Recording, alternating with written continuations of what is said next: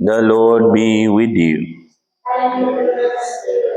A reading from the Holy Gospel according to Luke.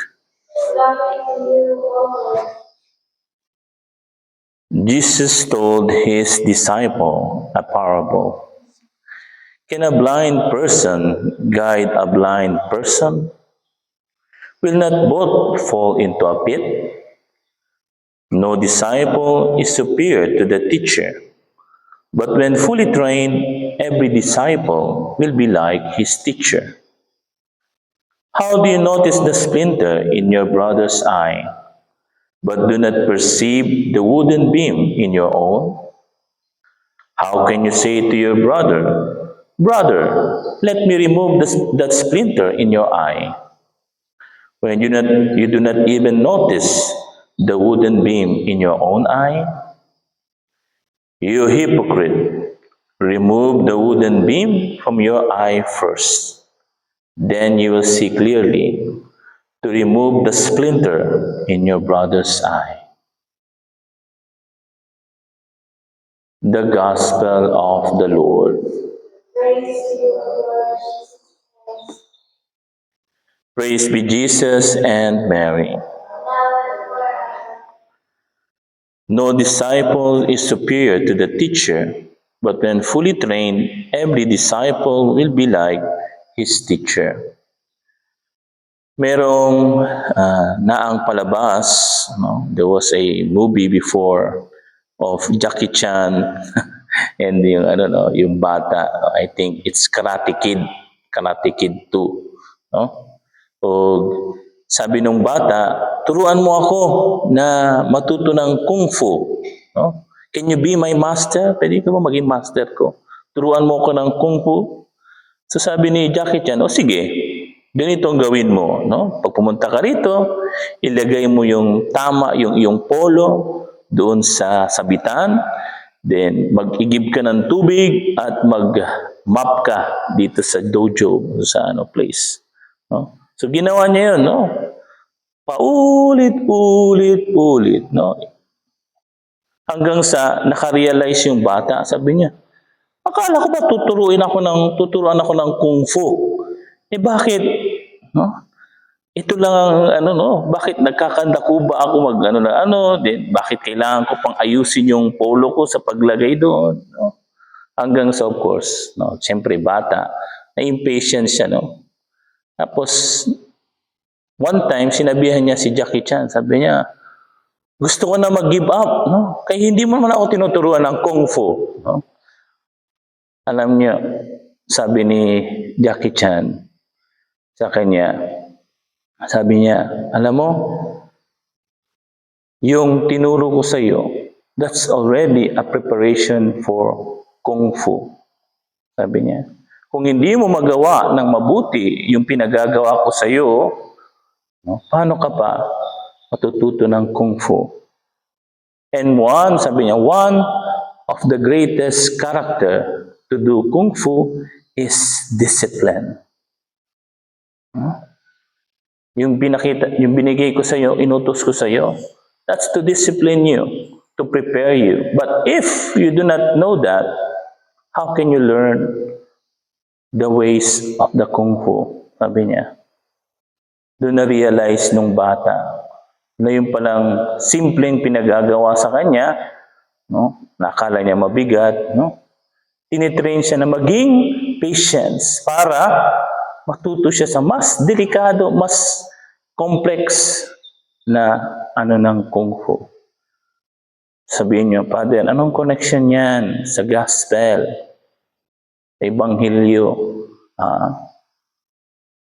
You know, brothers and sisters, if we only look and deep within ourselves, no? Look, sinasatawag na self-introspection, self-knowledge, self-discipline, self-mastery. No? Alam nyo, yun yung masyadong hindi, sabi nga ng iba, gas-gas na yan. No? Minsan, no? Alam natin, but we are not doing it. Paano yun? No? Kasi, no? If we are really doing our best to better ourselves, because that's self-improvement. Remember, self-mastery, self-control, self-discipline is self-improvement. No? Kaya nga, no? Kapag ka, no? Sabi nga dito, no? Connected yun, no?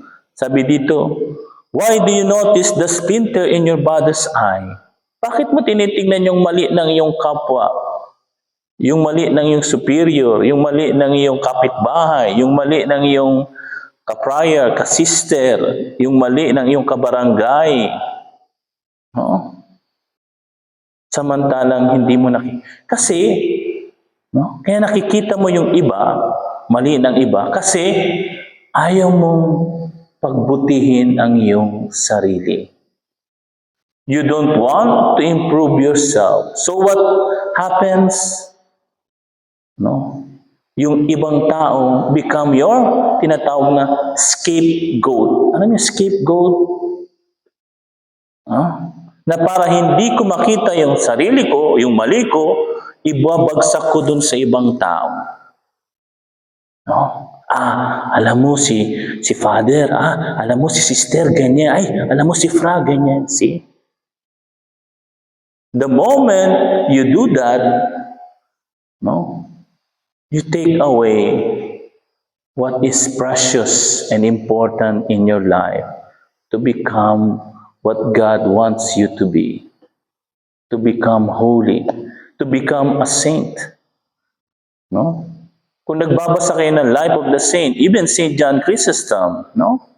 They are not concerned much on what others are doing. They are more concerned on how they practice virtue, how they practice, observe the rule, no? The constitution, no? The teachings of the church. That's how they focus their life.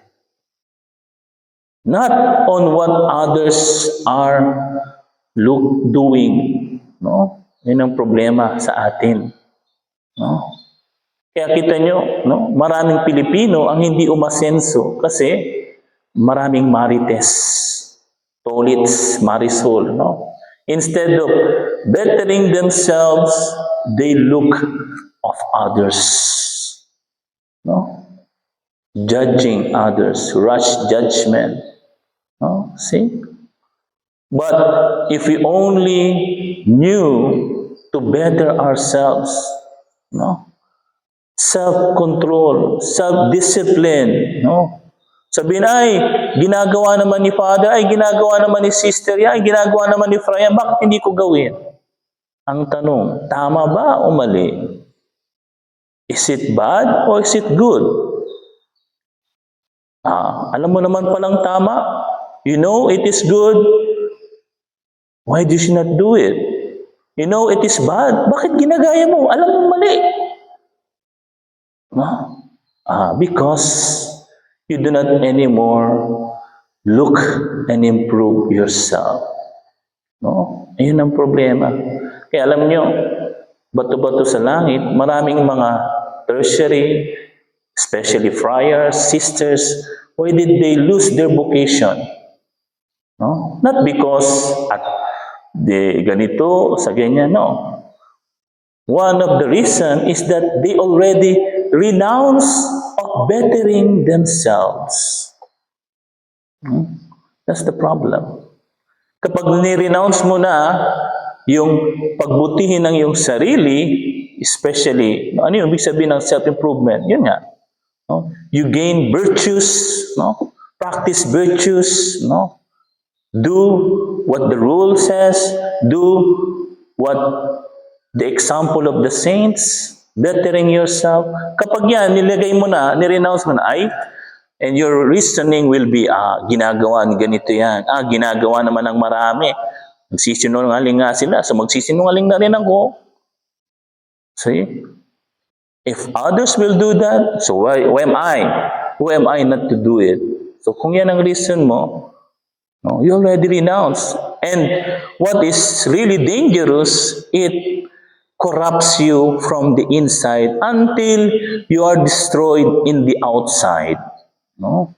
Parang anay, di ba? Yung anay, sa umpisa, akala mo maganda pa yung upuan o yung kahoy, no? Pero unti-unti, anong mangyayari dun sa kahoy, sa upuan? Wala na.